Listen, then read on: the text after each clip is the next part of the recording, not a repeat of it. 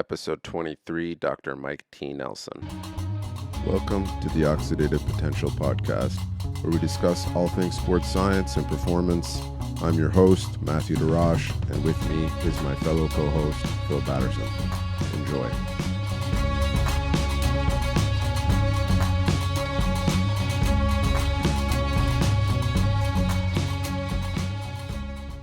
Hey folks, on today's episode, I have Dr. Mike T. Nelson.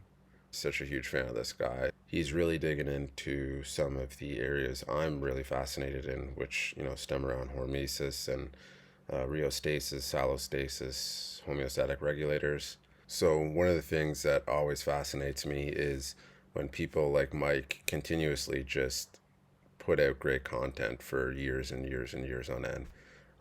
Every time I listen to the guy talk, there's always these new corners of physiology. Yeah, it's just great. Mike also does a really great job in making things accessible. That's probably one of his best skill sets is like he can take some of these very complex topics and break them down into a way for basically anyone to have a grasp on them. And also not just providing the information, but also giving useful, whether it's protocols, whether it's, takeaways, things that are actually you're able to incorporate into your daily practice. So there's tons of that stuff in this episode today. We really dig into, the 4 big homeostatic regulators, which is kind of the basis for Mike's physiological flexibility course. So I'll link that stuff in the show notes. And I hope you guys check out, everything he has to offer. I'll link all his Instagram, his website, everything there. This is a guy that is very well respected in the community. Like the amount of nice things I hear people say about this guy, it's just, yeah, it's awesome. So I was really happy to have him on the episode. Hope you guys enjoy, and we'll catch you later. Very, very excited to dig into today's conversation here with you, Mike. It's one of those things that it's a central piece to what I would call like some of these pillars that people strive for, whether it's performance, whether it's health and longevity, whether it's disease reversal, whatever path it is that you're trying to, put your efforts into.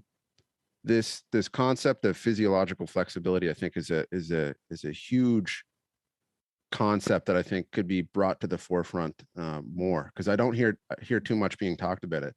So this is actually a term coined by you. So I was wondering if you just give folks an understanding of how you got to this point of, this is an important thing we should look at. Like, this is something cool that we should dig into. Yeah. So how I got there was for my PhD, I started looking at metabolic flexibility and heart rate variability. And how I ended up there was I did a undergrad, a Bachelor of Arts, Natural Science. I did a master's in mechanical engineering. Did research primarily for the Center of Biomedical Engineering, looking at heat transfer. So I created a computer-generated model of the military zapping the shit out of monkey heads. So literally like a big microwave transmitter pointed at a monkey head. And they wanted to see if there's any deep tissue heating effects from it. So the microwave transmitter is in what they call the gigahertz range.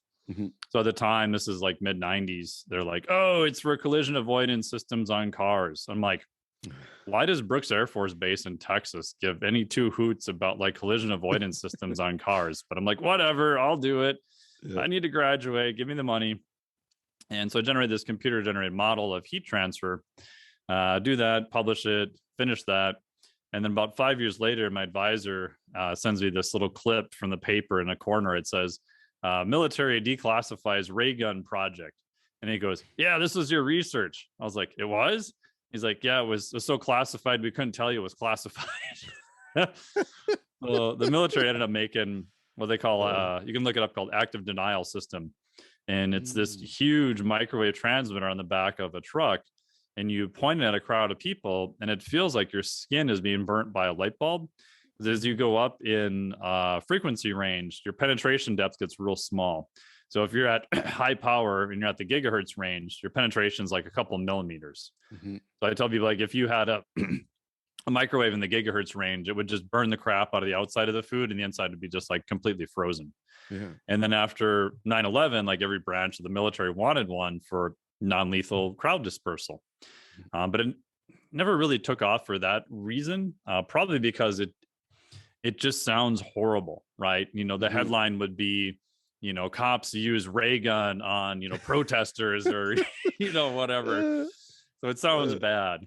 And then funny enough, a buddy of mine who's in the military, we got talking one night after drinking, and he's like, oh yeah, they used that on us. I'm like, they did? He's like, yeah, they were testing this thing out. And I'm like, how did it feel? He's like, holy fuck, like you're in the middle of that thing. He's like, you do not want to be there. But he's like, the second you get out and you're out of the beam, he's like completely gone. Yeah. And a few years after that, I did a presentation for DARPA. I was talking to a guy there, and he's like, oh yeah, he's like, I was one of the operators of one of those. I was like, really? He's like, yeah.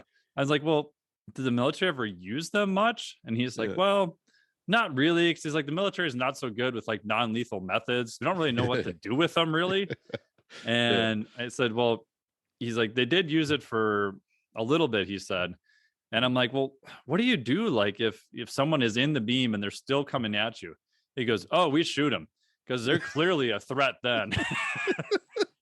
I was like, oh yeah, I guess that makes sense. He's like, no one in the right mind is going to stay in that beam. He's like, if they're coming at you still, he's like, there's something wrong with them, and they are 100% going to do damage to you. It's like, oh, okay, that makes sense. That actually sounds like something I've heard used in Cuba, because I know some Canadian diplomats have actually put forth for compensation because they've had long-term effects from they class, like if you look into the article clippings for it, it was considered a ray gun, but I thought it had to do with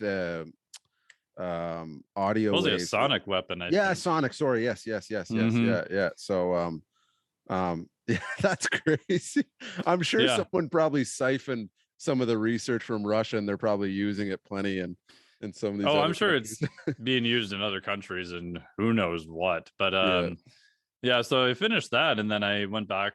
I worked for a med tech company for a couple of years in cardiovascular research, and I decided, I'm like, well, I should go back and get my PhD. So I enrolled in the biomedical program at the University of Minnesota.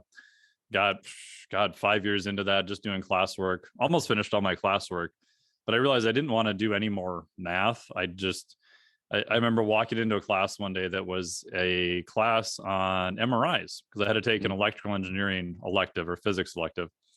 And so the guys, like the professor was like, hey, you're going to learn all about MRIs, and we're going to derive all the equations used in MRIs, and starts writing stuff on the board. And I'm sitting there and I'm like looking around. I'm in there with, PhDs in electrical engineering and physics. I'm like the only mechanical engineer in there. I poked the guy next to me like, hey man, do you even know what he's writing on the board? And he's like, no. And he's just like frantically copying stuff down. So I'm like, I'm out of here.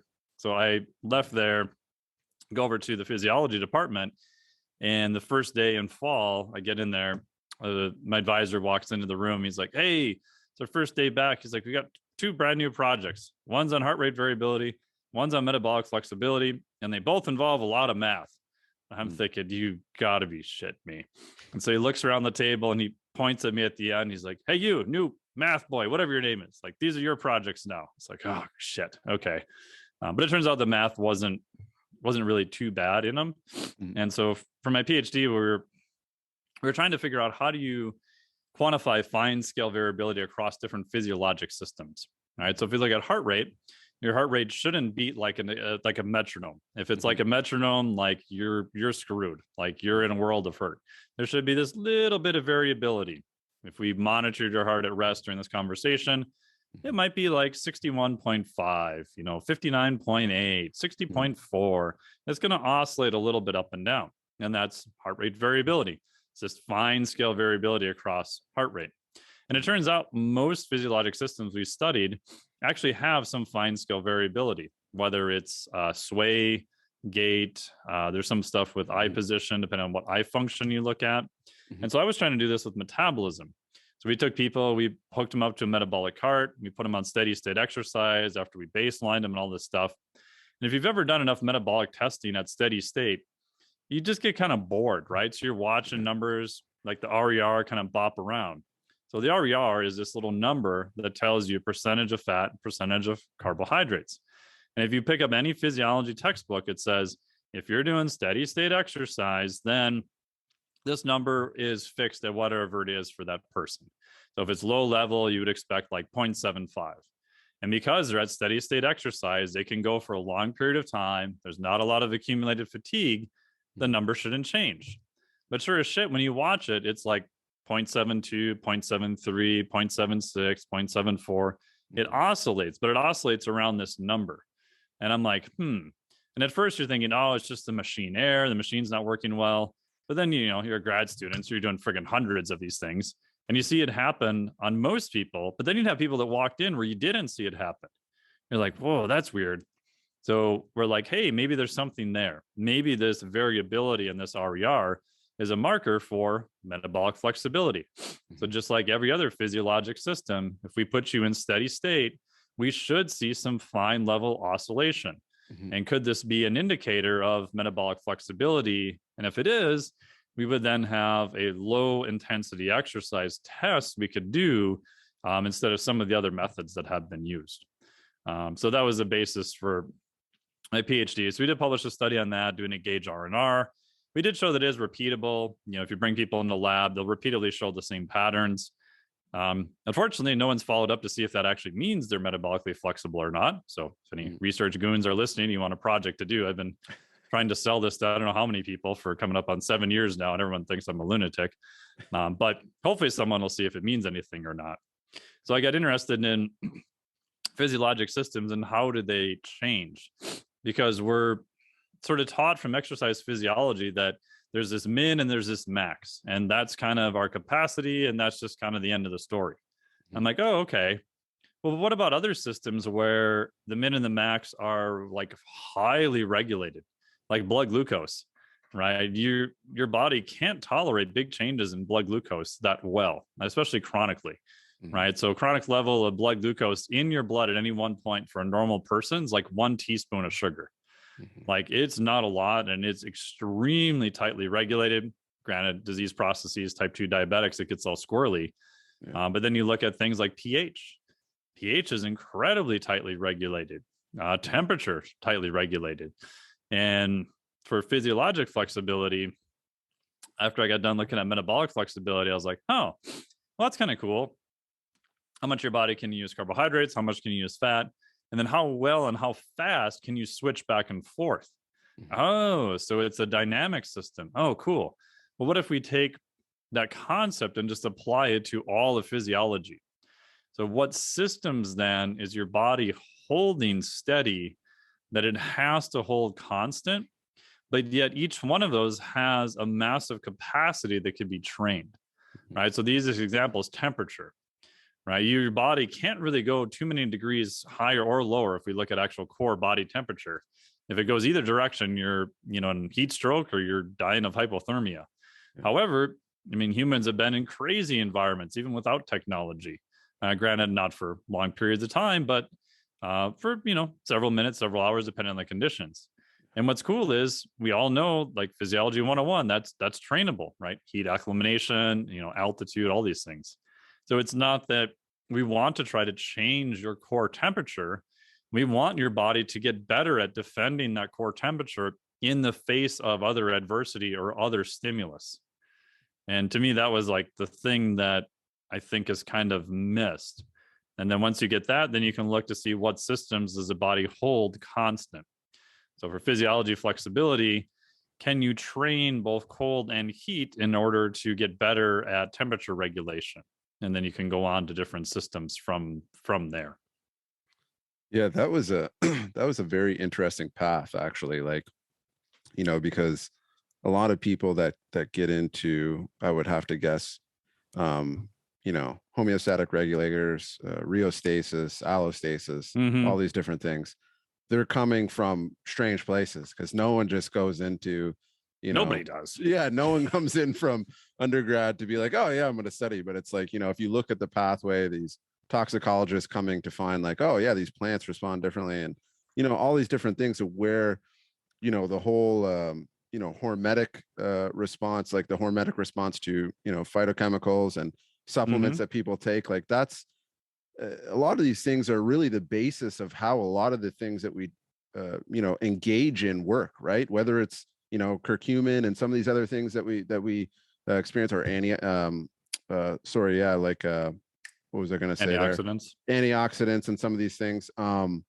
Also like exercise, right? Like all this kind of all shapes into, we're trying to make a more resilient human being. We're all trying to make a more anti-fragile, I guess you would say too, like Nassim Taleb. And the more we can acutely kind of put stress on these things, there seems to be some benefit to that. And there seems to be also some cross tolerance too. Like I got a really good textbook. It's called Hormesis and Health and Longevity. It's a great textbook. I'll have to read that one. I haven't seen that one. I'll send a link to you of where you can get it. And some of the stuff I've read in there, I honestly wouldn't feel comfortable talking about, because people would literally throw you out for a kook, like low dose radiation. But if you actually look through the research on it, it's quite convincing. And there's actually these fairly intricate dose responses that, if you're actually playing within the right ranges, you can get great benefits to a lot of things out there. Lithium's that way. Yeah, exactly. Right. Like the low dose lithium orotate or so where do you start with trying to pull these levers with folks? Because what I found is, trying to pull some of these levers with people can be really difficult if they don't, really have a basis to work from. So when do you start trying to pull these levers with people? When is it that you say, hey, this would be something to look at? Yeah. So you can do them at any point, but for me, my baseline is, what's your exercise look like? Let's get that dialed in. Let's make sure your nutrition is, halfway decent. So I'm biased because I designed the Flex Diet Cert for nutrition and recovery. And then, do the best you can with sleep, right? It's not going to be perfect, and I don't expect it to be perfect. And have some moderate idea of your outside stressors. So once you got the basics down pretty good, 80, 90% of what you think you can do with, your constraints at that point, your job, your life, etc. Then I would say adding these other things are beneficial. It then also depends on what your goals are. To me, my bias is, if you're looking for real longevity benefits, I would hedge my bets pretty hard in this direction, right? We know that most people listening to this, not surprised that, lower body strength, muscle mass is number one or top three for longevity, VO2 max, massive effect, and then grip strength. Grip strength probably is more of a correlate of total body strength, but my guess is it's probably a two-way street. So those are going to be your top three. But then after that, I mean, God, you could go on the internet and spend years just finding who knows whatever stuff. But I think if you're looking at longevity through the eye of function, I think the body is survival based and it's going to do whatever it can in order to survive. So my bias is I'm going to hedge my bets towards what's going to make it function better and function over a wider dynamic range, right? And we can look at, as people age, what do they lose if they don't do anything, right? So my grandma passed away about 2 years ago now. She was 101, I believe. But when we went to visit her in the nursing home, man, that place was like 76 degrees Fahrenheit all the time. It's hot as balls in there all the time. And these poor people are in there like freezing, and you realize that, oh my gosh, like they can't regulate their temperature. Like they have a very hard time regulating temperature. And she had, some issues with pH. She had some different urinary tract infections. And when, at the end, she wasn't able to move a whole lot, but when she was able to move, she would go for walks. She would have her walker. Like you could set a clock that after about 30 seconds, like that was her max. And you can see like the drop off in some of the different energy systems where the sort of higher intensity energy systems were still kind of there, but all aerobic base was like completely gone. So it's just fascinating to look and say, okay, so if we think it's these things, do these things then degrade over time if there's no stimulus? They appear to. Can we train them? Because if we can't train them, we can't make any changes to them, then it doesn't matter either, right? Right now, we can't really change genetics and some other things, and probably in the future, but maybe we can now. It depends on where you go and what country you're in. But and most people can, train temperature, for example. The good part too that I usually try to sell to clients in terms of getting them to do it is, if you haven't done it a lot, you're probably, one, going to suck at it, and two, you don't need much. Right? Like if you've never exercised much, like you could probably get bigger biceps by lifting soup cans if you're really weak. Right? You don't need to do a whole lot when you're new. Most people, it's just like, if you go for a run on a warm day, don't give yourself heat stroke, start easy, but exercise outside. Shocker. Turn your shower at the end to cold for 10 seconds. Right? There's things you can do even with just temperature, and you probably don't need a whole lot of exposure. Like we don't have a lot of really good dose response studies with it. But I don't think you need a huge dose of it to start. And if anything, I found that that's actually detrimental. So when COVID happened, I stopped traveling and stopped, teaching in different locations and countries. And I had just gotten a 15.6 cubic inch freezer and had sealed everything off. So I made my own cold water immersion. So I used my bike and my rower, and I'm like, hey, this would be a good time to do some aerobic base training, which I hadn't done for a while since I'm at home for God knows how long. And I just started at 50 degrees and just said, okay, I'm going to do 30 seconds. And then once I can slowly over time, usually a couple months, get up to doing 5 minutes pretty easy at 50 degrees. Then I'm going to go down to 49 degrees. Again, so I had the luxury of controlling the duration and the temperature.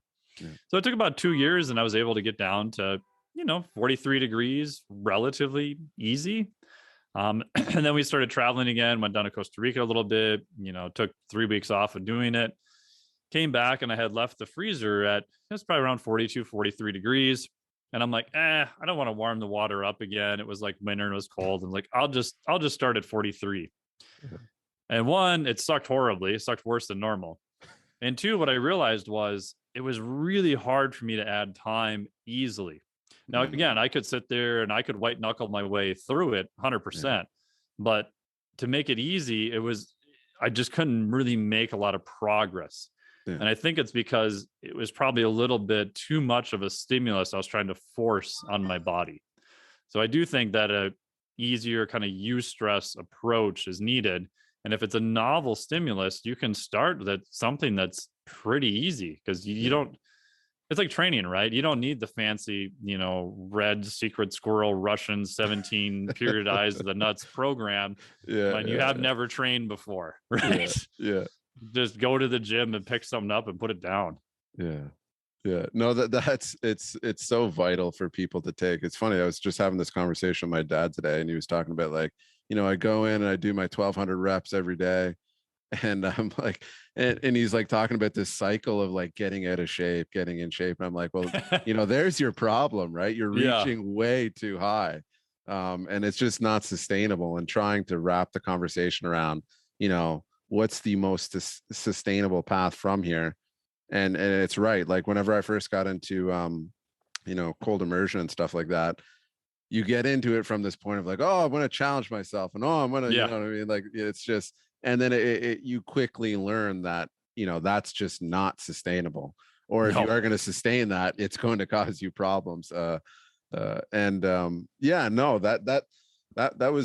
really, interesting to hear. Like, this is the way that I found, like, trying to add time, because that is what I try and tell people with these things. It's kind of the minimum effective dose, because, obviously more sustainable, but also, like, these regulators, whenever it's this vicious cycle. Like when allostatic load increases, the energy cost to try and maintain homeostasis back again just gets increased, and it's just this vicious cycle. It's kind of like, for example, with this forward head posture we see all the time now, it's a text neck and all. Like every inch you put that head forward, now your body's expending so much energy to try and get back to relatively neutral, whatever that is for whoever. So whenever these things get out of balance, and it's hard to try and sell it to someone where, they're at that tipping point of like 35, 45, where they're, starting to lose that ability to regulate temperature fairly well. It's like, hey, go get in cold water now. You know, it's even though you're not 16 anymore, like it's hard to try and sell that to someone and say, hey, this is going to benefit you in the future. But there's a disconnect there because people don't think of regulating temperature as this huge metabolic cost. Until you've ever been in a situation where you are trying to, like, whether it's ultra marathons and your ability, you know, later in the later stages where it's just like, I can't regulate my temperature. I was talking about this with someone the other day. And he was saying, like, I could just physically feel the amount of energy and calories I was burning just trying to stay in that range. So yeah. So it's interesting. Like, it's you know, let's talk a little bit about pH. Like, where do you go? Because I know everyone out there, you know, 7.35, 7.45, there's this very finite range you want to stay in when you're to be in you know, homeostasis, we'll call it. But what do you try and kind of put forth to folks to help challenge that system and its ability to buffer and these things? Yeah, so pH, your options are make something more acidic or more basic, right? You're either going to go sort of up or you're going to go down. With up, the easiest way to do that and something you have the most control over is going to be like legit high intensity exercise. You know, there you're looking at the typical, my air quotes here, you know, lactic acid training. Well, lactic acid bugs the shit out of me because it doesn't really stay around for more than like 2 seconds and literally disassociates into lactate and hydrogen ions.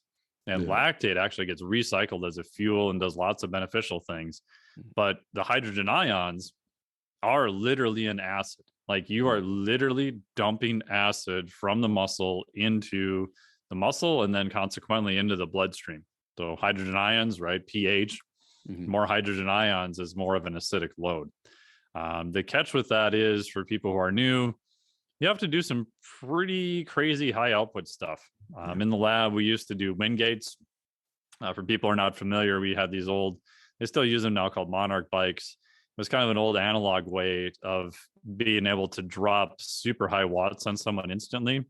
So you would come in, you get on the bike, you'd pedal, you'd warm up, and then be like, all right, then you would say go, and then have to start pedaling as fast as they possibly could with just like 50 watts, so very little load. And then when it was ready, you hit this little lever that drops load onto this wheel that compresses it. And so what happens is you go from like 50 watts, you're pedaling as fast as you can, to, you know, sometimes 400 or more watts, like instantly. And then your goal is to pedal as hard as you can against that super high resistance for, you know, 20 or 30 seconds. And if you've ever done it, you know, the first 10 seconds, you're like, I don't know, everyone thinks this is so bad. This isn't so bad. And then like 15 seconds, you're like, yeah, this is starting to suck. The last, like, you know, 10 or 15 seconds, last 5 seconds are just absolutely like excruciating.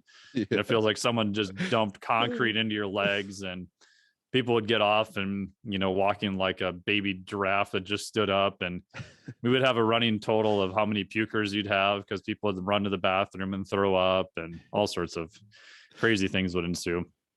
But that, when that happens, while your muscles have that sensation that literally feel like they're burning, or if you're doing, you know, 20, 30 reps of like a leg extension where you have that burning sensation, that's literally an acid that's being dumped into your body. And then your body has to find a way to buffer and compensate for that.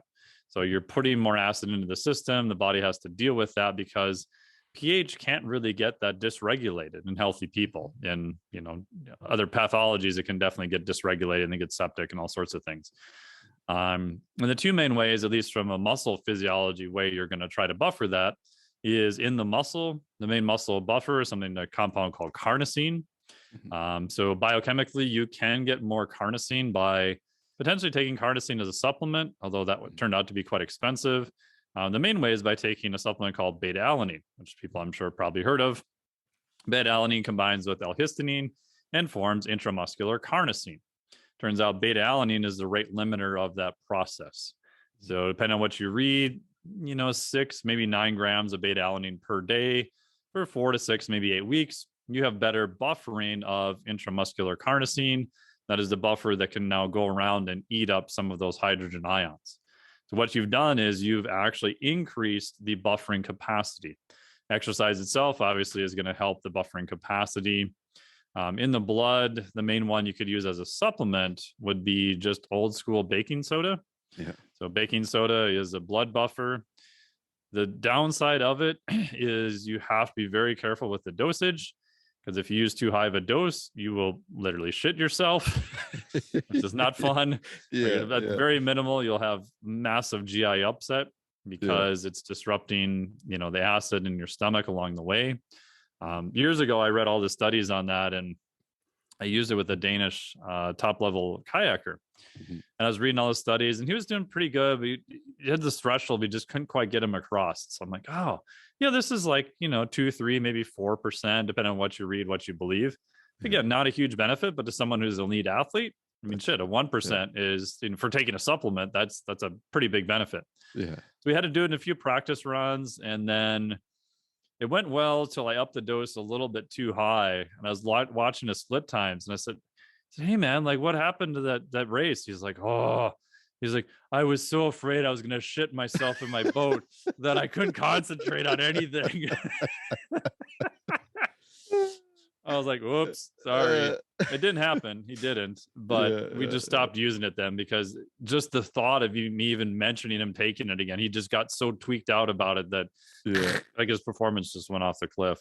But if you can handle it and you start with a small dose and you spread it out and you do all these things, and some people can handle it better than other people too. But those would be two ways, at least from a biochemical standpoint. You can increase it. Obviously, doing exercise repeats are going to be beneficial for that too.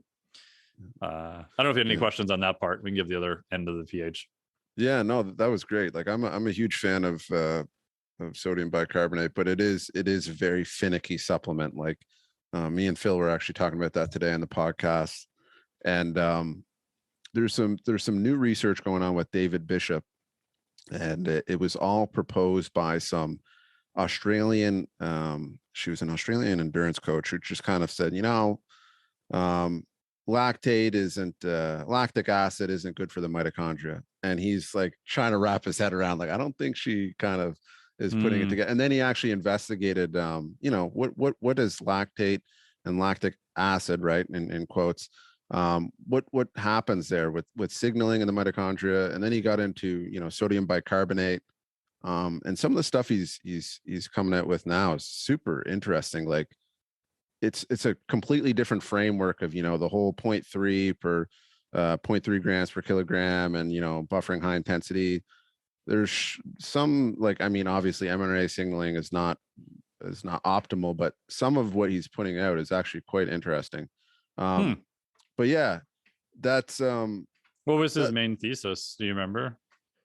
He was just trying to investigate essentially mitochondrial biogenesis in different pH environments.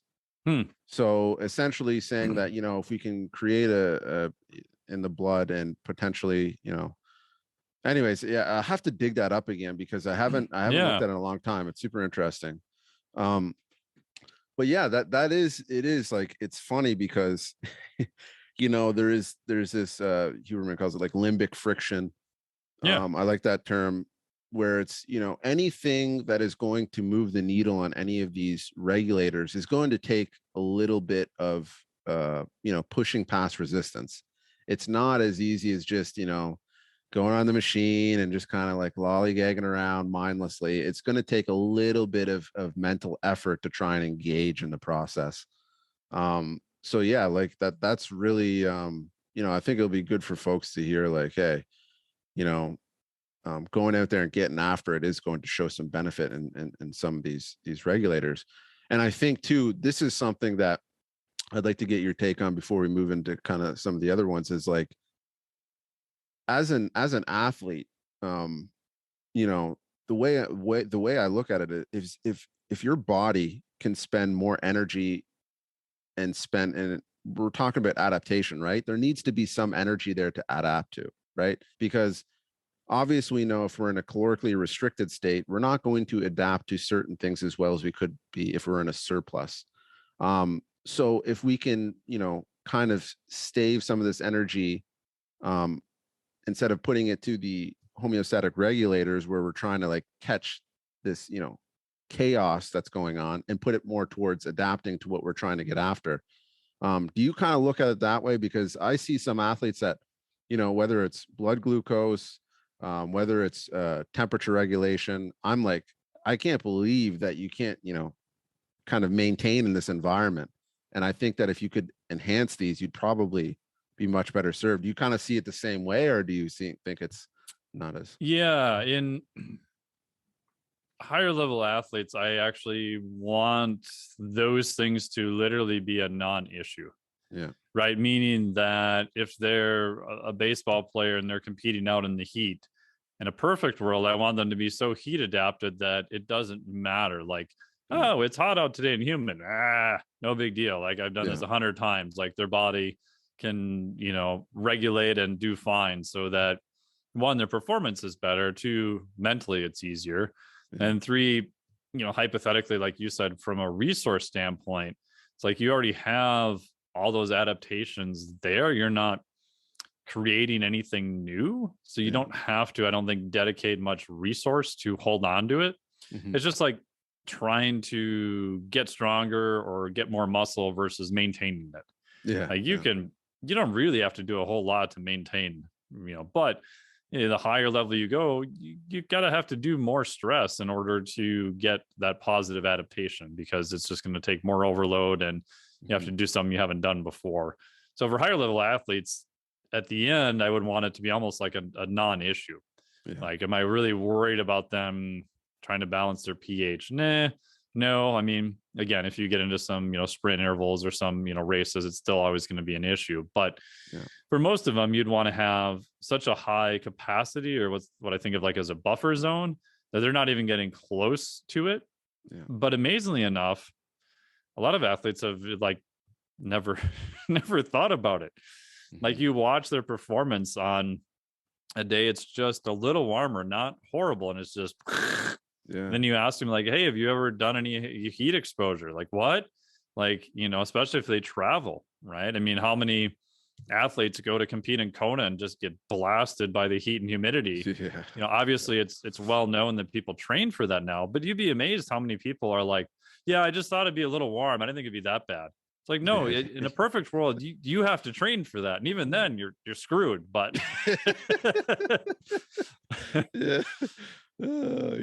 no, it's funny because like, that's the one thing I do see, especially when we're talking about whether it's endurance athletes or CrossFit athletes in particular.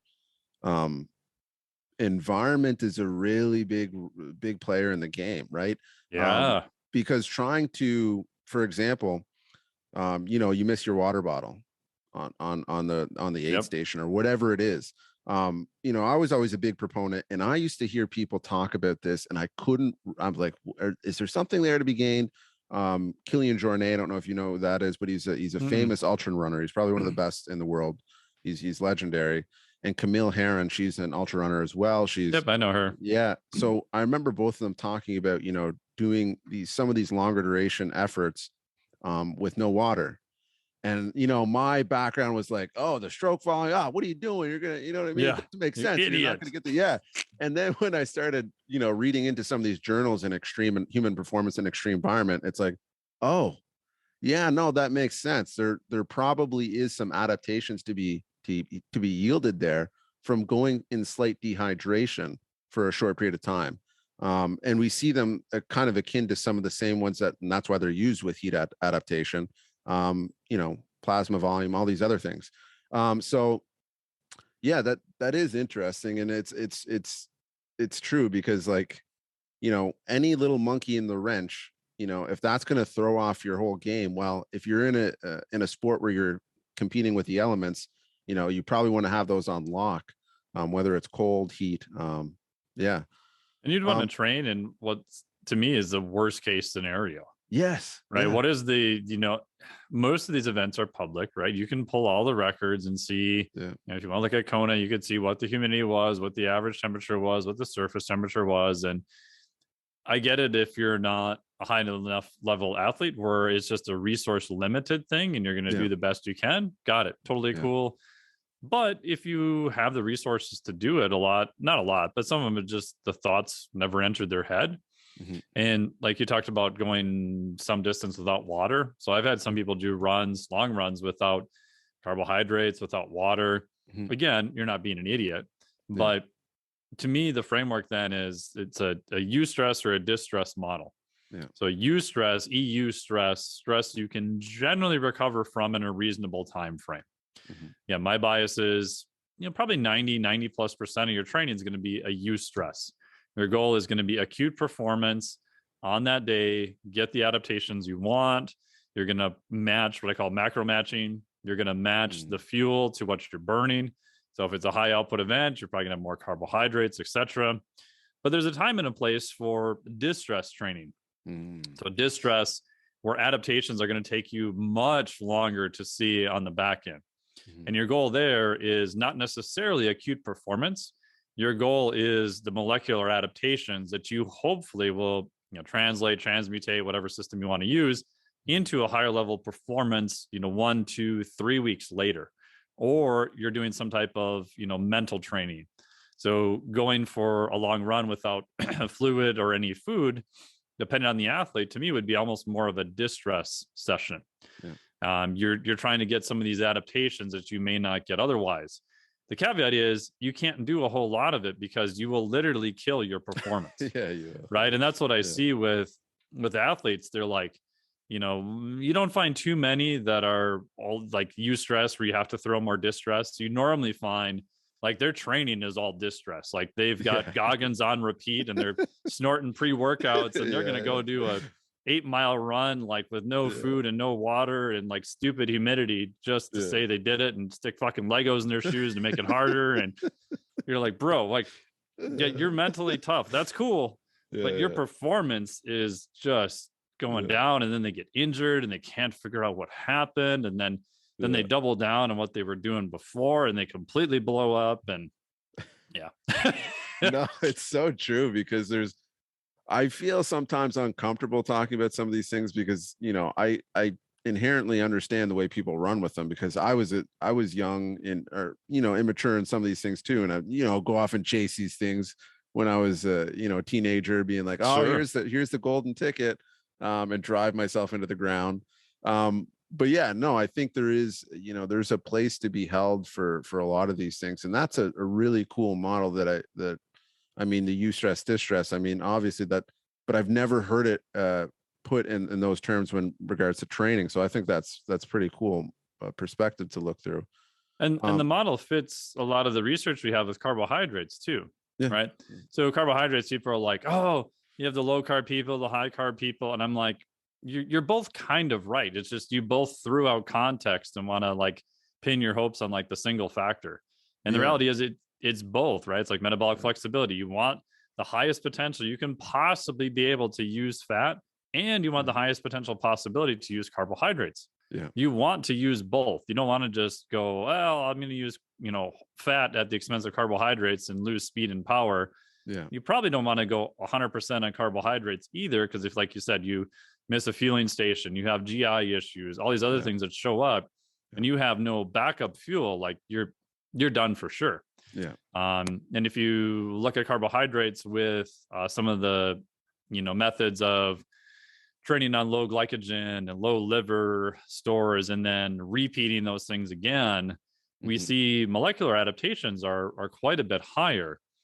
Now, it's debatable, does that translate into performance or not? One of the studies from Marquette and MedSci showed massive changes in performance. Some other people tried to replicate that, didn't really see these big changes in performance. They're a little bit more on endurance type, strength and power events. But if you just think about it and you're like, okay, so off season, we've got these athletes at a pretty good level. Maybe it's worth doing 3 weeks of a distress training where their sport is primarily a carbohydrate fueled sport. So we're going to pull back carbohydrates. We're going to deplete them out of the liver, out of the muscle, and have them repeat again on that. Or, the sleep low and train low and high and all these different methods. And we're going to monitor their stress so we don't blow them up. And then hopefully in a few weeks, they'll be better. Worst case scenario, like you kind of maybe cost yourself 5 weeks if it doesn't work out so well. But if they're already at a pretty high level, they probably need that intense stress to potentially push them to the next level. The caveat, though, is some coaches will read that and be like, oh, that sounds like this crazy advanced technique to do. Let's do it in season. It's like, no, that is a horrible idea. And you potentially will cost people a career by doing that. Yeah. Right. Because the in-season model is the eustress model. Like you're literally doing everything you can because you have to perform at your next, week or the next day, or depending upon your sport, and you've got time lags and all these other stuff.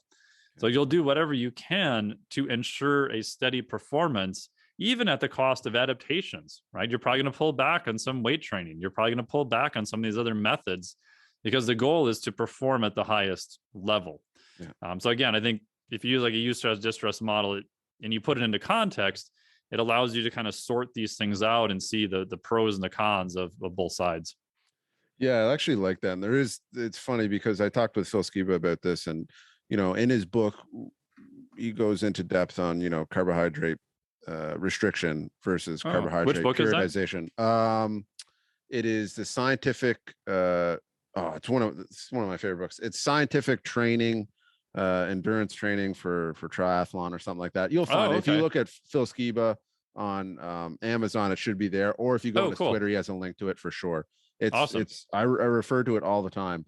And, he talks, big about the difference between carbohydrate restriction versus carbohydrate periodization, and also the context of what the athlete that we're talking about. Are we talking about someone that's an Ironman athlete that's spending, 6 hours training a day, and already glycogen depleted? Most likely, yes. Yeah, exactly. So for them just to get enough carbohydrates in, they're still going to be depleted. So if you want to go and they're like, oh, well, we're racing at this low level, we want to defend, glycogen, and we want to be able to run off fats very well because it's a long period. But it's like, it's the context. And I like what you say, because everything you say comes in context. I'm not good at that sometimes. I'm like, I just say things and I forget to provide context behind it. Oh, and I do that too, and people yell at me. I know. But or the context is assumed as a different one. Yes. Like anytime I mention using fat for fuel, like I'll get people email me and they're like, but that's not always true for body comp. It's like, I wasn't even talking about body. I'm just saying like using it as an energy source, but yeah. It's one of those things you have to kind of just learn to accept it and just try your best to do better at providing context for myself anyways. So yeah, that was a good kind of tangent off there. Let's get into I was just going to mention if you want to drop pH the other way. Okay. So if you want to become more basic, you can do like a Wim Hof, like super ventilation method. Right. So if you're just breathing in and out really, really fast, what are you doing? Wim is actually correct. You are making the blood a little bit more basic because you're exhaling more CO2.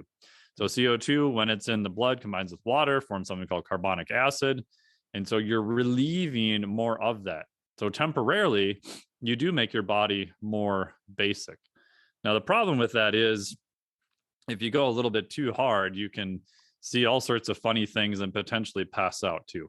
So there's a downside of it. And, I've had people here, practicing it. So we take yoga mats out and we go lay in the lawn outside. And I purposely have them lay down because if you go really, batshit crazy into it and you pass out, well, you're already laying down on the lawn. You're fine. You're not near water. You're not going to drown. But for the certification, I did look at, would I have anyone do like a super ventilation technique before doing exercise? And the data on that, at least for strength training, is pretty mixed. Aerobic performance, maybe if you're doing like a wind gate, maybe. But even then, like the risk you run of just hosing up other things is probably too high. So I haven't noticed in terms of an exercise performance thing that it's been beneficial. But I do think they're, again, driving that down temporarily, again, to challenge that system, I do think is beneficial. Yeah.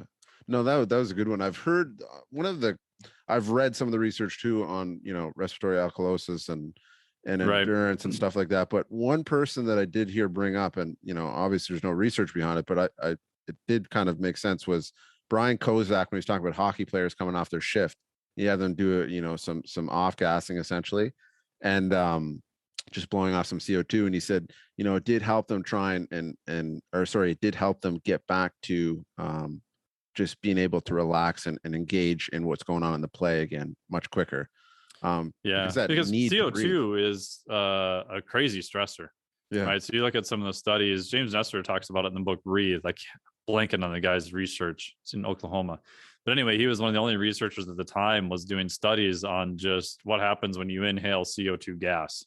Yeah. Right. And if you think about one of the things that happens with exercise is you have a massive buildup of CO2. Mm-hmm. That's one of the reasons why you're trying to exhale so hard. You're literally trying to exhale this CO2, and that is a stressor. And it turns out we're wired neurologically for that also, because CO2 is the main regulator of breathing, right? People think it's oxygen, and it's actually CO2. So as CO2 levels go up, that is the main driver for you to breathe. There's a handful of people where it's suspected that oxygen might be their main driver. And the theory is that those are people who do like free diving and just push it really hard and just like have blackouts, like for no apparent reason. A lot of those people have blackouts for all sorts of reasons. But so CO2 is the main driver. And if you've ever held your breath and you just have that sensation of, that happens at a high intensity exercise too. So that would, make sense to me why you would have players do that. Yeah. And I wouldn't see the rationale there for oxygen, because of that, I know of the only chemoreceptors that are, focused on oxygen are in the aortic arch, and there's only a few of them, right? So I couldn't see, why the system would be so reversed and biased towards CO2. But yeah, I don't see it appears there are some, if I'm correct, I think there is some sensors, I think in some circuits of the brain that do look at oxygen levels. Okay. But I think they're like a backup distance to like CO2. It's sort of the backup system. Okay. Which it makes sense. Like most of physiology is like redundant backup system to backup system. And if we're primarily running on oxygen, we probably have more sensors for oxygen that we just don't know about, would be my guess. Yeah. And it's actually, I don't know if you've ever gone into the whole mitochondrial, like Nick Lane, power, sex, suicide, like, where the mitochondria came from. It's like super interesting when you start to frame it from that reference too. Right. And and I think it was always said that what mitochondrial was from your mom, and then someone else was telling me that Doug Wallace is not necessarily true anymore. So really, I don't know. I don't feel like I'm updated on that anymore, because that's what I was classically taught. Yeah, like, well, shit, Doug if Wallace that's not true, then that kind of throws a monkey wrench so much of other stuff I learned. I would be interested to hear that though, actually, because I'm not set on it. I just know that back in, I think it was the 70s that Doug Wallace figured that out. That'd be interesting. I'll have to look into that, see what. I'll have to bug my buddy. Like he went deep down the mitochondria thing for quite a while, so I'll have to bug him. Like I tried, on all honesty, and I'm probably too much of a systems guy, and I don't know, man. I got so confused. it's so overwhelming. Like you're like, oh, okay, they're trying to understand the mitochondrial genome, all this stuff. So let's move in now to blood glucose, right, or energy substrates, and maintaining this regulation of having appropriate amount of glucose in the system. Yeah, so one of the other ones, so one, we've got temperature, two, we've got pH, and then three would be fuel systems. If you look at the markers on the endpoints of fuel systems, probably carbohydrates, lactate on one end, and ketones and fat on the other end. So like metabolic flexibility, again, in my opinion, you want to upregulate both. The caveat is that I don't think most people realize how they're all interlinked into each other. And I think this is kind of a default of how bioenergetics has been classically taught.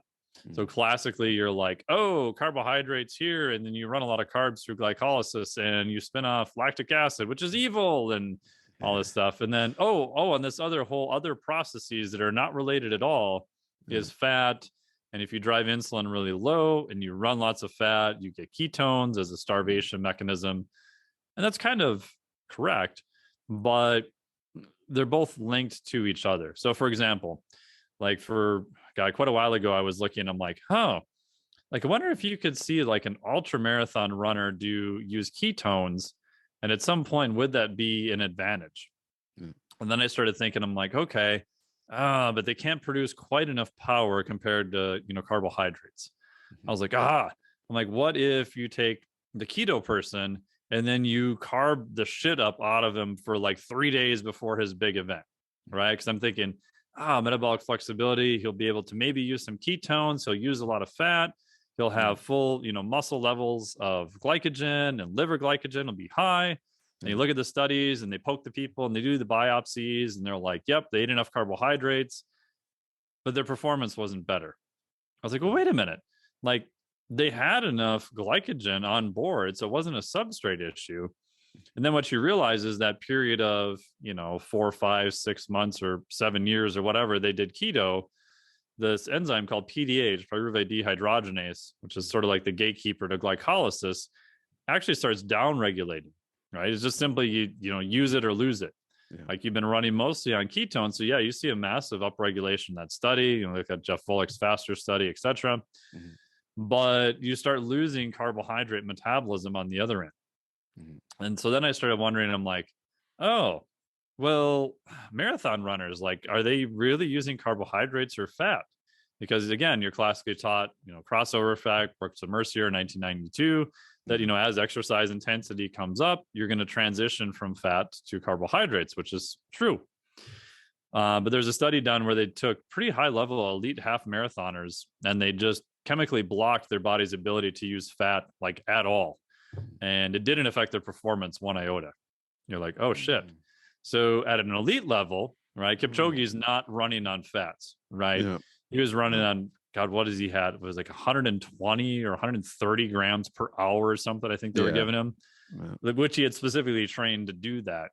Yeah. So you're like, oh, so on the elite level, even a marathon that we think is a long distance, those people are running ridiculously fast.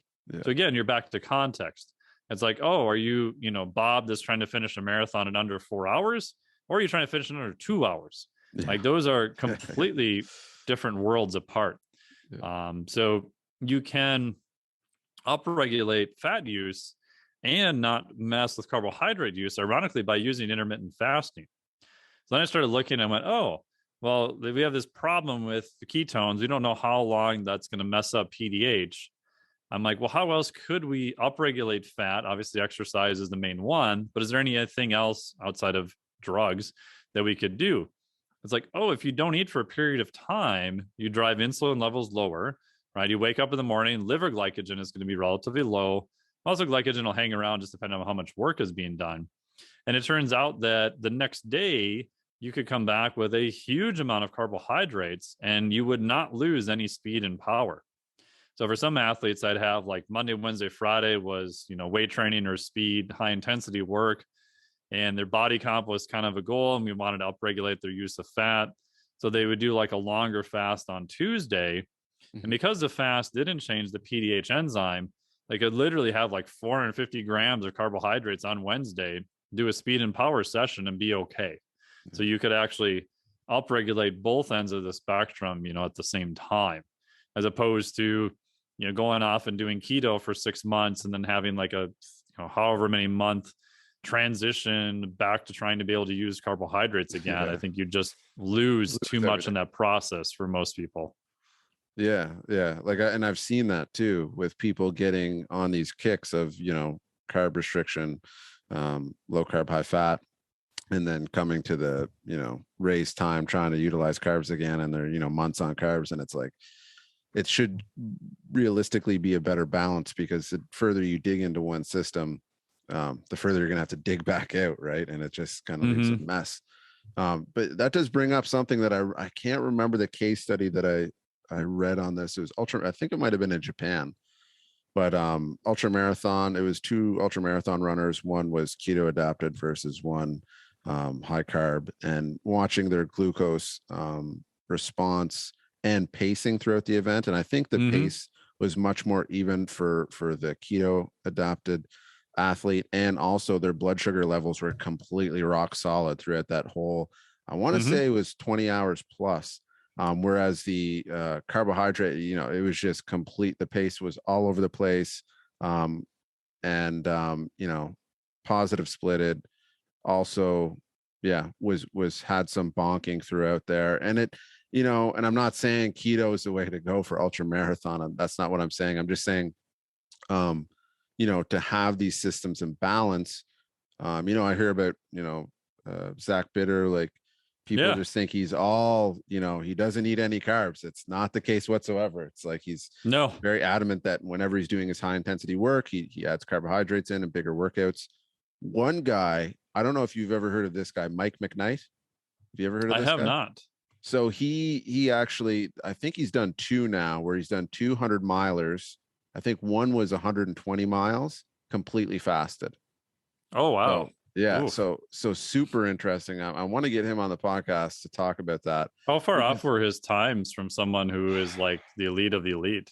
and I want to say, so this was the impressive thing. For the first one, it was 100 miles, and he stayed within VT1, under VT1 Okay. basically the whole time. And I want to say he did it in sub 20.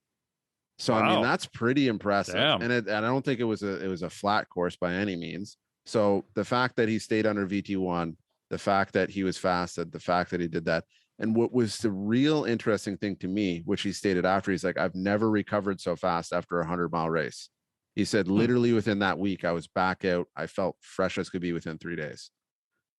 And I'm trying to think all the stuff I know about, you know, carbohydrate, lowering creatine kinase levels after exercise. I'm trying to think like, what is the mechanism there that he would, anyways. I just wonder if it's pace. So I would love if he would do a race like using ketone esters. I mean, I don't know how much that would cost. Maybe I can't quite pay for that yet, but do like an esters or ketone supplement and then do like a high carb race.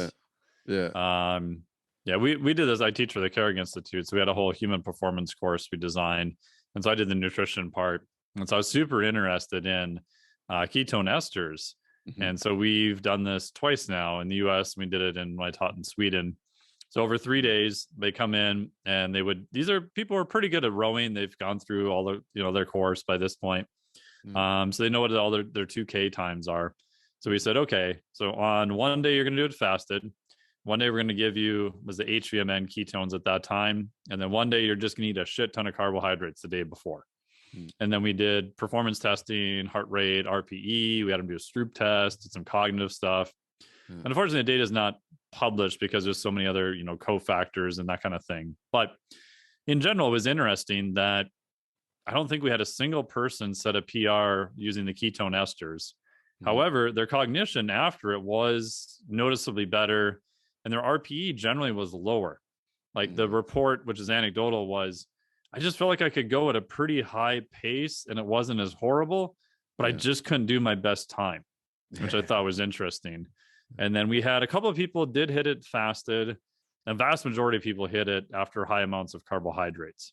Although their RPE was actually worse. They felt that it was absolutely just horrible. But that would make sense because they went faster, right? Yeah.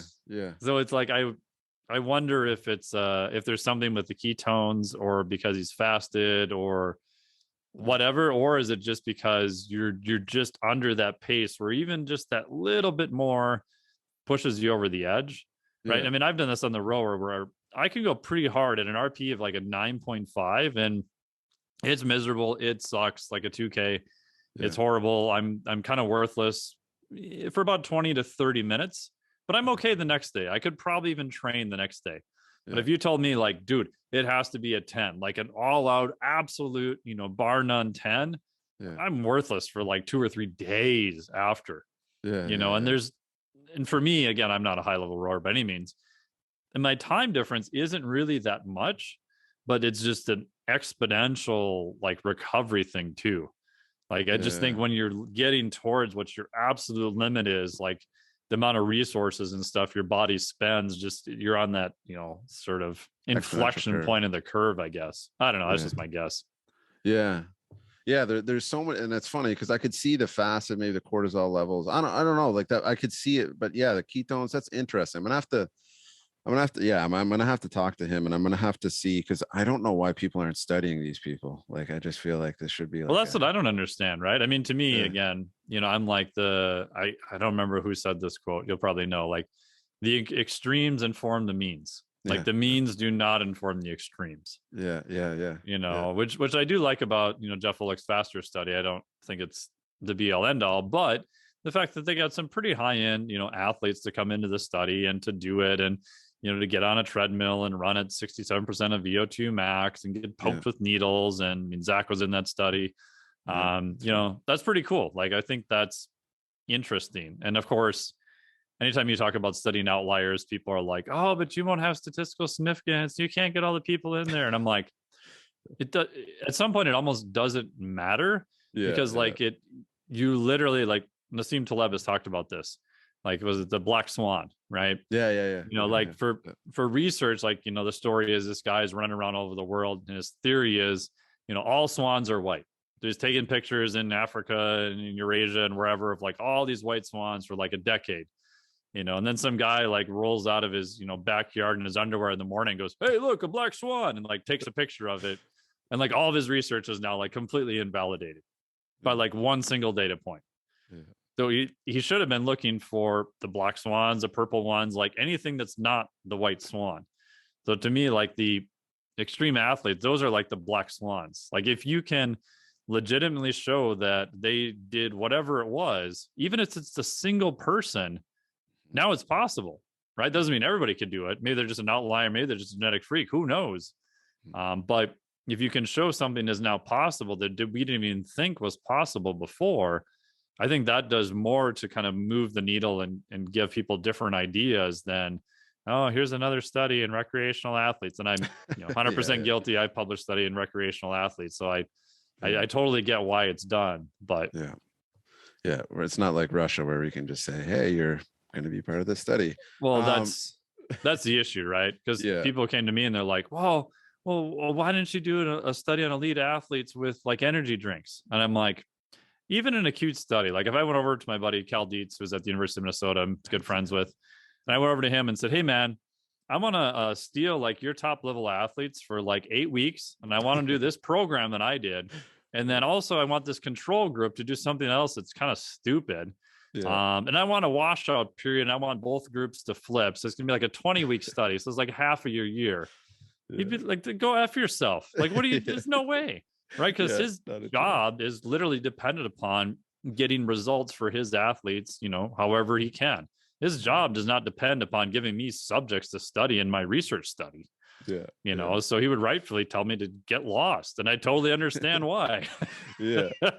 No, that's the hard thing. It's like, is trying to, figure out, and to be honest, a lot of the research that I read is actually in diseased patients, whether it's cardiovascular disease, trying to find the fringe, right, on one side or the other. I do read a lot of Russian research as well, because there's just an endless supply of just absolute fascinating experiments, because really they have unlimited access to athletes.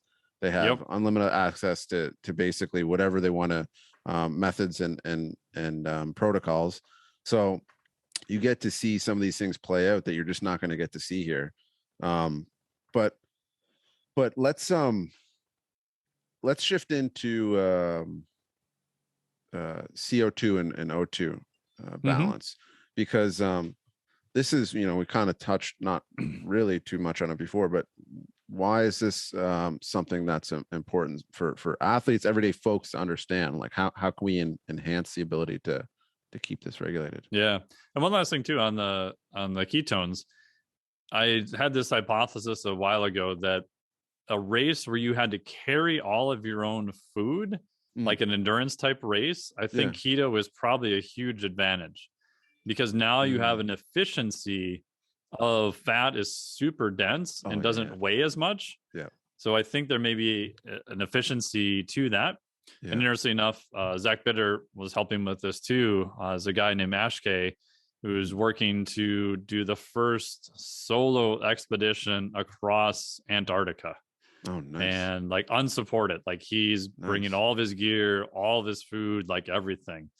So Zach and myself have been, kind of helping him with just working through different ideas. And, He's currently testing a bunch of different stuff, right now. And even just the whole mental side of like, he's the only one, it's a completely solo, so now you have all those other things in of like, how often can you gnaw on a brick of like, fiber and frozen fat before you want to, shoot your toe off, so you have all these, mental things going on too. But anyway, I think in some cases like that, because there's an efficiency thing thrown into it, I think you could make a case that a ketogenic type approach might be beneficial in that time. So I wanted to, that's funny because I wanted to bring that kind of up when we were talking with ultra endurance cycling at one point, between me and a friend of mine. I thought like, for these unsupported races, right. I mean, the volume that these athletes have to do to get to be able to physically complete this thing is, it's an immense amount of volume. So adding the stressor of restriction before the race is like, how do you manage that? It's just a complete, and these guys are putting down, it's like, I just had Abdullah on the podcast, and I want to say he's putting like 500 kilometers a day and sleeping like, 2 hours for 16 days, 2 to 4 hours. And it's just like, just physically doing that, training for that is just such a demand. But my thought would be, I feel like if you could get away with, somehow becoming more adapted to fat, you would gain in some sort there, right? Because carbs is hard to, but and then you're also faced with the reality. Like, so years ago, I was an assistant on the RAM race, so the race across America. So people don't know, we started in San Diego, California. We ended up in Atlantic City, New Jersey. So I was one of the crew people. It was a team of 4 riders. And so at any one point in time, somebody's riding, right? So yes, it's a kind of a relay thing. We would have people go out, we have one rider, and then they would exchange. So they had to do a flying exchange. So we'd have 2 people kind of ride back and forth. One guy would kind of rest in the van. They would go for maybe like a 3-4 hour shift. They would come off course, and then 2 other people would go out. What you found was like, I had all this stuff planned out for nutrition. You spend all this time ahead of time. And this is like back before we had GPS on phone. So we literally had a book that the car in front would tell, the riders which way to go. Yeah, there's little arrows painted on the road, but it was super easy to get lost. That was the first thing I was freaking out over, because I didn't want to be the one responsible having to, poor bastard, ride an extra 50 miles off course because I can't read a book. That would not be cool. One guy had almost like basically frank heat stroke. We looked at his urine. It looked like maple syrup. I'm like, dude, you got to drink some water. We put electrolytes in it. And I look, and it's like literally 5 minutes after he drank it, he's like pissing clear. And I'm like, what? I was like, oh, fuck. Like, your kidneys are you're not absorbing anything. Like, we got to get you out of here. So we take him an hour and a half off course to the ER, where they put him fluids back in him by IV. He's like, yeah, don't do any exercise for 3 days. He's like, yeah, whatever. Like, leaves. Take him back on course again. And it was about like day 3, and we had all these like kind of prepackaged nutrition we had brought with. So I'm like, probably some fat, some carbohydrates. And so I go into the other kind of camper we had one of the riders in. I said, hey man, do you want me to mix you a drink? And I show him the picture of the container, and he just turned green. He's like, I never want to see that container again. He's like, you show that to me, I am going to vomit all over you, and then I'm going to throw you off the moving camper. I'm like, okay. And so in my head, I'm thinking, oh shit, best case scenario, we have like 4 days left. I asked him, I'm like, okay, like, what do you want to eat? I'm just like, he's like, Fig Newtons. I'm like, Fig Newtons. He's like, yes, Fig Newtons. I'm like, okay. So next time we, stop at a grocery store, I think he lived on sleeves of Fig Newtons for like the next 4 days. Yeah. And we ended up getting third. Right? The palate fatigue, the mental fatigue. That's real. It's a huge thing when you're talking ultra endurance. It's like it is like when you're trying to think, it's so funny because that's why I find ultra endurance so interesting, because it's one of the frontiers. I call it like CrossFit, ultra endurance. They're in the frontiers of like, okay, we don't really have these problems solved yet. And to try and solve for them, it's almost like, there's too much variables at all points of time. But That's interesting. I never know you were a part of RAM. That's like, that would have been a crazy experience. Just a sleep deprivation alone, probably. Oh my God. And I was an idiot. I had no idea what I was getting myself into. I mean, it was funny at the end of it. We all got together and the head guy's like, he's like, yes, we're going to do this next year. Are you doing it? I'm like, hell no, no way. Like, it's a volunteer position, which I knew going into it. Yeah. And myself, I'm like, this will be great. I'll have all this physiology data. This will be wonderful. It's like, no, it's literally like day 3. Just make sure nobody dies. They get back on their bike. The urine doesn't look like maple syrup. Like, oh, well, you need to get body weights from all these people. It's like, you realize at that point you have no leverage. You can't force anyone to do anything they don't want to do. And even trying to get an accurate weight on a camper that's going down the road that's like bouncing all over creation, you can't even get one anyway. Yeah. And it's like, you don't want to stop and then take time off court. And so a lot of the stuff that you think is practical doesn't work. And then I literally slept, 17 hours in 7 days, like no joke, because I had the first double shift. And then I was the only guy available to take the other guy off course in Arizona. So the first time I got asleep for an hour and a half was like 50 hours after I had started. I had been up that whole time. So he's in the ER room getting fluids put back into him. I'm in those like crappy plastic chairs in the waiting room. I took a Kleenex box and stuck it on my head and was trying to sleep in this chair as I was waiting an hour for him to get fluids put back in. Oh man.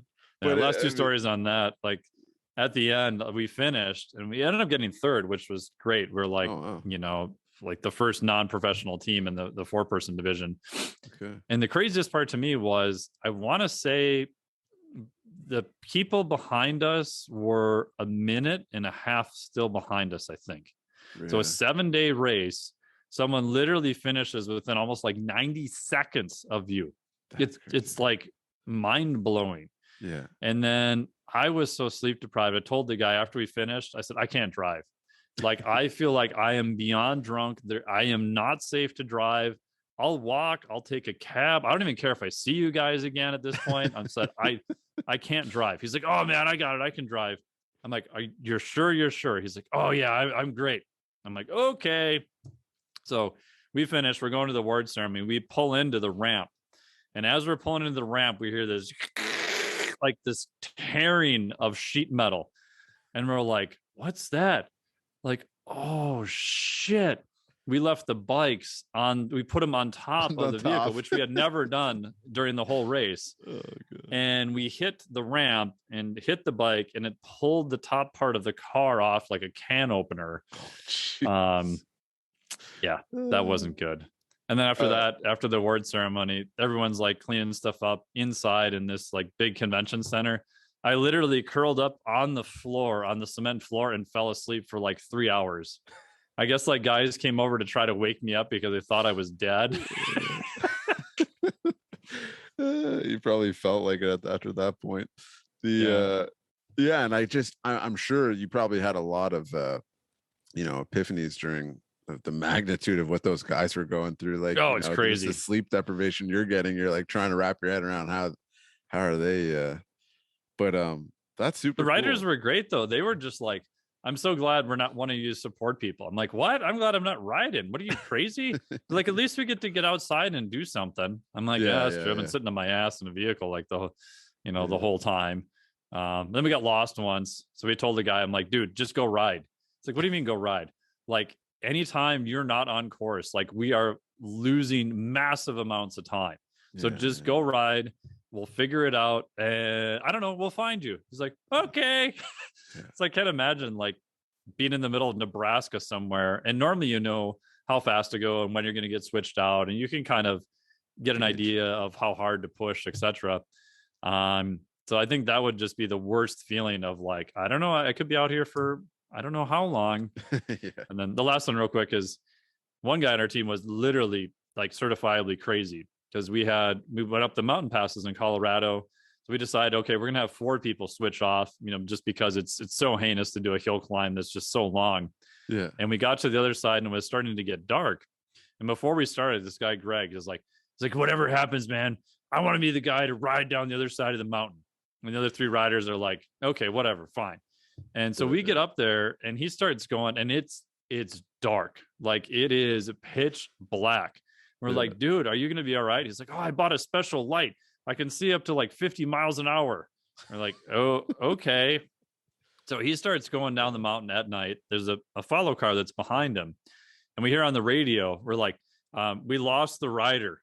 And I'm thinking, oh, fuck, he rode off the side of the cliff. He's dead. We'll never find him. I'm like, what do you mean you lost the rider? Did something happen to him? They're like, well, we think he's still okay, but we're going 35 miles an hour and we're scared shitless to go faster. And he rode away from us. I'm like, so he's at least doing over 35. They're like, yeah. And I'm thinking, oh, we're going to get down to the bottom. We're never going to find him. He's going to go off. He's going to hit some gravel. God knows what's going to happen to him. Luckily, he made it down to the end. And like, how did it go? He's like, oh, that was the most amazing thing I've ever done in my entire life. He was like so excited. He's like, I had to slow down at one point because I was doing like 53 miles an hour and I couldn't see from my light anymore. Oh like, man, I couldn't imagine doing that sleep deprived. Like this is like, you know, Colorado's in the middle of the course. You're sleep deprived. It's at night. You're not on a closed course. This is like a freaking road. You know, I'm like, you're crazy. Those guys are absolutely insane. Like some of the most insane stories. I've heard so many Ram stories over the years, and they're always absolutely like just completely out there. And I think that's the draw to it, right? Is how out there it actually is. Yeah, the old ones where they would take medical tubing and attach it to the back of their helmet, to the back of their jersey, so when they got tired, their head would stay up and drop down like that. Or the Schirmer's neck, like everyone getting the Schirmer's neck, right? Like the loss of function, and then they would just have like broomsticks and weird apparatuses and like trying to. Oh god. So anyway, so steering us back, the O2 CO2 is kind of like the last kind of tightly regulated homeostatic regulator that we're trying to solve for. And what is it that that you use with folks, or is it already part of their program? How does that go when we're trying to? Again, I try to apply the eustress distress model, and the O2 CO2 part, I think I kind of understand, but I don't know. Every day I'm still like, I don't know if I know anything, you know, because the thing that just completely messed me up for years was, God, probably 7 years ago now, I saw a Roger, who's the owner of Moxie monitors. So Moxie, you stick over the muscle, looks at muscle oxygenation. I was working for a medical device company. This is probably longer than that ago now, maybe 10 years ago, whenever he first started. So he had some of the prototypes. I went down there, I met him, and I was like, wow, this is pretty cool. We're taking NIRS technology and we're looking at, you know, actual blood flow markers through the muscle of something that, you know, consumers could buy. And like a couple of years later, my buddy Aaron Davis, Train Adapt Evolve. I don't know if it was in person or video. I was showed somebody doing a Wingate at like a 30-second Wingate, and he showed the Moxie monitor. So we're looking at oxygen status on a quad during, you know, a 20, 30-second Wingate.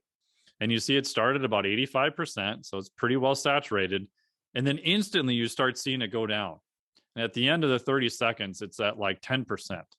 And I'm like, duh, that's wrong. Right? Because I was told my whole life, this is anaerobic exercise. We're not using oxygen. What is this? He's like, no, the muscle is pulling oxygen immediately as soon as you start exercise. I was like, whoa, shit. And that just like messed me up for years. Because classically you're taught, oh, it's ATP CP. It's, you know, 1 to 10 seconds. And then it's the anaerobic cycle. And you realize like, oh, maybe that's not it. And then you run into stuff like, you know, the glycogen shunt theory, where maybe glycogen is all the intermediate. And then like Evan's been on here before, is, you know, talked about this, of the time course it takes to replace, you know, each energy system. And long story short, I ended up, you know, I bought a freaking, you know, metabolic card after I graduated. I bought like the full Moxie system. I'm like, I don't know, I'm going to start measuring shit. This makes no sense to me. And what you realize is that, oh, like almost everything is based off of oxygen. And yes, you can kind of hold your breath and do like a 100-meter race, maybe, but you can kind of borrow quote unquote oxygen a little bit, but not as much as what we think. And that if your aerobic performance, right, so your metabolism to use oxygen is really shitty, like you're probably just gonna be a shitty athlete. Like maybe if your whole thing was to do one run ever in your life, maybe. But even then, like the training volume you need to accumulate, you probably won't be able to accumulate that training volume. So I started realizing, oh, so if it's all oxygen based and then it's aerobics, then you get into, if you do a max exercise test, the age old question, well, why did you stop? Like, what was the fatigue thing? Yeah. Right. And you go down that rabbit hole into, Tim Noakes' stuff with central governor theory, and Alex Hutchinson's book Endure is like by far like the best book on that topic for people listening. It's a very easy read. It's very, very accurate. And that's the book. He talks about the crazy things they did with, like blocking sensation and, painkillers and local anesthetics and all this stuff. Yeah. And yeah, it increased performance, but those people tended to wreck themselves too. Yeah. And, so all of that to say, I don't really know. But I think there is something to increasing your aerobic level as high as you can within reason, right? So main marker there is going to be your VO2 max, volume of oxygen you can pull through the system. After that, I would look at, along the way, breathing mechanics. So I think a lot of people forget that if you can increase breathing mechanics, you can pick up massive amounts of efficiency. And that's literally, it's even better than free. Yeah. It's like if I could take a miles per gallon in your car, go from 30 to 40 and get the same horsepower and the same output, you're like, yeah, I do that all day, right? Yeah. It's kind of the same way with the breathing efficiency. And that goes into mechanics. So primarily on that, I do a lot of RPR, reflexive performance reset. And I've done a lot of stuff from Z Health, PRI, a bunch of other, hands-on stuff, Tom Myers, a bunch of other stuff too. So better breathing mechanics, and then train it. And then there's a lot of talk about CO2 retention, and I don't know, like I can't for the life of me figure that out. Like if you talk to Dempsey in Wisconsin, who, like, God, the guy's done, I don't know how many decades of research on the breathing system. Yeah. And he goes, I don't even know what that is. And I'm like, if he doesn't know what it is, I'm fucked. Yeah. So I think there's something to it, but I think that could just be aerobic capacity in another metric. Yeah. Or there's also this weird thing, which I'm sure you've had and listeners have, where like if I'm doing a 2K test on the rower, I've had times where mechanically and breathing and everything else performance wise, I wasn't that far off. It wasn't going to be my best performance, but I was pretty close. But I hadn't trained it specifically for, a couple weeks, couple months in some cases. And I realized that I'm just not good at going through the really shitty, sucky part of it. Like there's almost like a mental plasticity to it, where if you do it more often, you kind of know what to expect. You're kind of a little bit more prepared for it.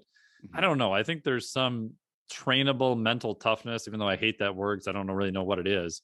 But I do think there is something to that ability to suffer, and I think that does kind of go away when you move away from some of those efforts.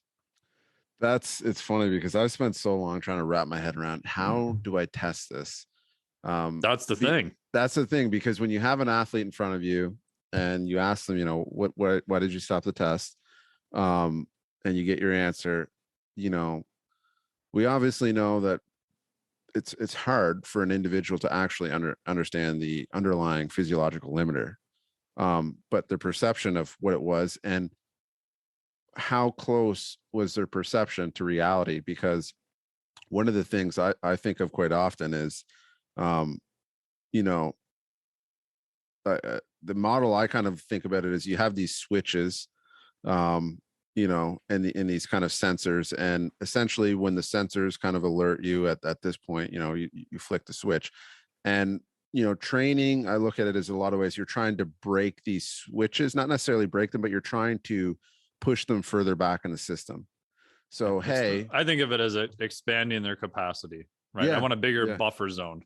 Exactly, right?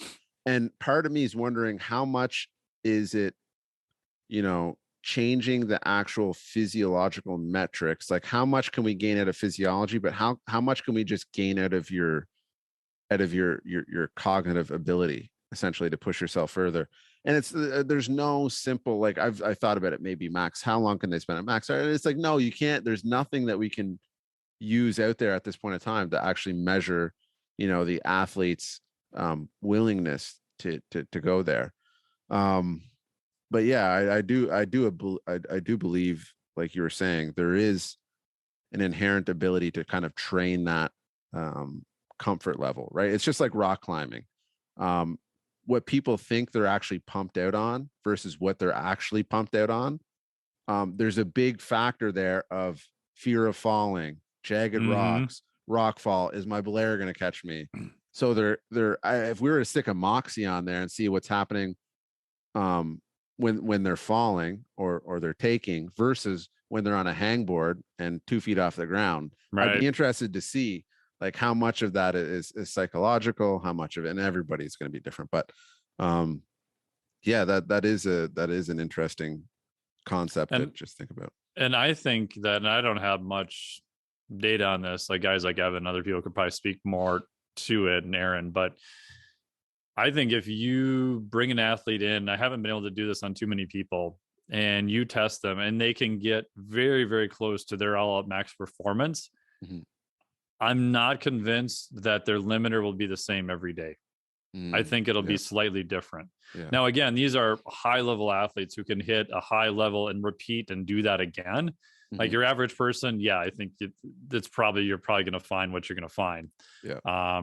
But at like an elite level, especially as the event is more aerobic, lifting, I don't know, lifting seems to be relatively more consistent, right? So looking at occlusion, that type of thing on Moxie with lifting, I don't see that change a whole lot.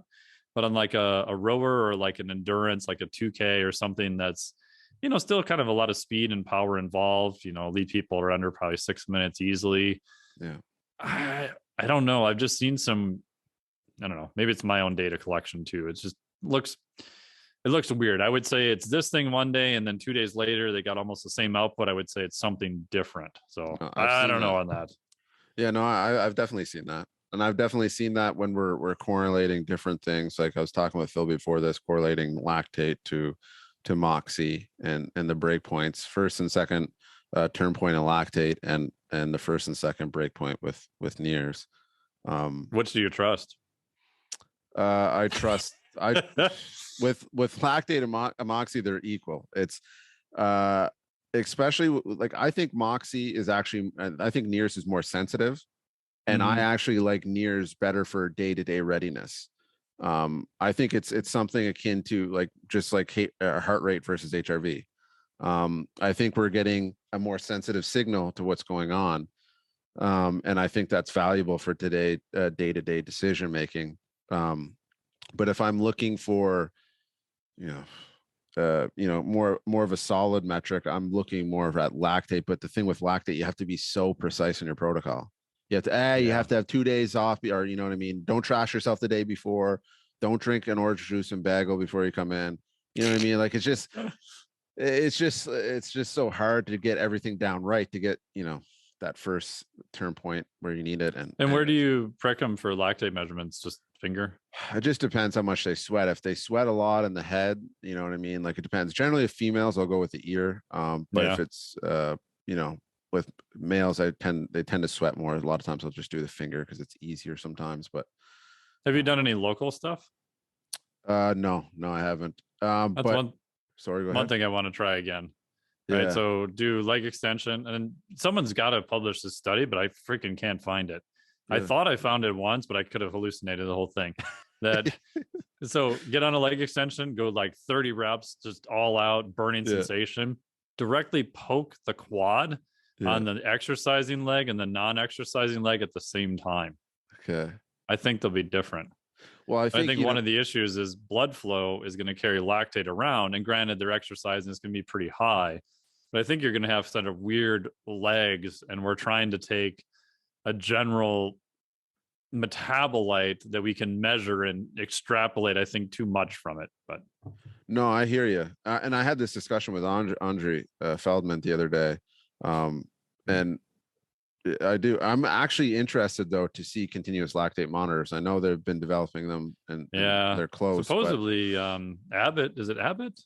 One of the people had a PR announcement about it like 6 months ago or something. Really? So yeah, usually they don't announce it unless they're pretty damn close. So they had a continuous lactate and ketones supposedly coming. Okay. That like, I mean, and as much as, like you said, like lactate is lactate, but it'll be interesting. It'll be another piece in the puzzle that we can just see more on. Do you use lactate as a supplement?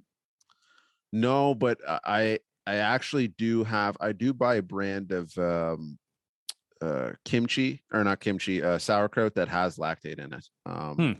So I mean, I know that it's starting to come back, because this was big in the bodybuilding days, right? Like back in the 90s, I think it was, or something. Yeah, like that. Cytosport had it. Okay, they had it under patent.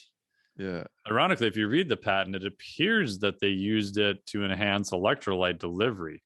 But yeah, Sport Legs has one, a magnesium version, which was off patent. Yeah. So anyway, I'm trying to get lactate as a supplement, and at this point I don't even give a shit if I make any money off it. I've been trying to tell people this for like 8 years, and they all think I'm a Looney Tune, and now people are like, oh.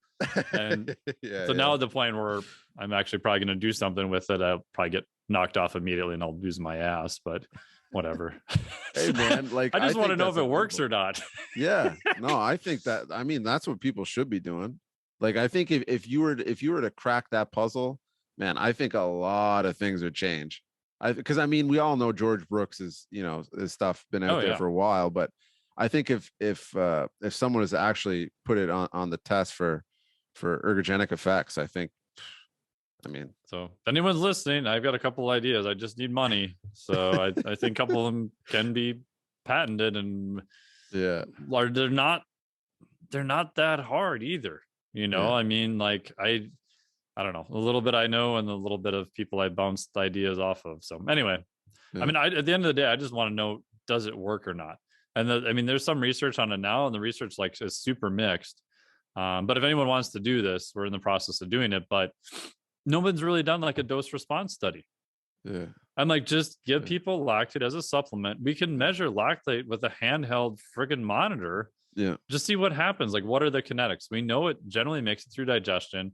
The downside is if you take too much, you'll probably shit yourself and not feel very good, which is probably the main limiter. Yeah. But a lot of the studies, there's only a couple where they've actually even measured lactate in the blood. So we don't even know like how much of that made it through digestion. What was the appearance rate? And the silly part is we've had lactate testing for how long now? I mean, we have all the tools to do it. So anyway, I mean, I've only done just anecdotal stuff here and there. So now I'm just ranting away like a crazy person. No, but the stuff you see is what you see. And I think a lot of people just dismiss it right off the bat. And I just think, like me and Andre were saying, like, I just think people, like, we both talked about the cycle that we went through. We're like, oh, lactate, cool, you're just getting into it. And they're like, oh, lactate, oh, that's useless. Yeah. And then you come back around, you're like, oh, lactate, yeah, okay, yeah, I could see it. Yeah, now I'm seeing it. Yeah, so man, this was great conversation. And I know, like, what we base this on was the physiological flexibility, and I know you have both certifications for your metabolic flexibility and now this physiological flexibility. So that stuff will all be linked in the show notes. And also, is there anything else that you want folks to know about, how to get in touch with you? Or... Yeah, those are the main two. If they're looking for nutrition and recovery information, would be the Flex Diet certification, which is just flexdiet.com. If they're looking at the next level for physiologic flexibility, that'd be physiologicflexibility.com. The main site is just miketnelson.com. I have some stuff every once in a while on Instagram. This is Dr. Mike T. Nelson. And then I do have a podcast, which is the Flex Diet Podcast. And most information I put out is actually through my newsletter, which I write for usually daily, like 6 out of 7 days per week, and it's free.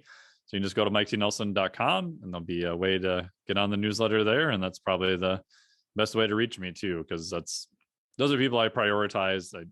I try to keep up with other sources of messaging and stuff, but sometimes you just can't. Yeah. So they can sign up to the newsletter. It's free. Hell, you could send me a message through there and unsubscribe, and I won't even know. So there you go. All right. Well, I hope you guys enjoyed that conversation, folks. And until next time, we'll catch you later.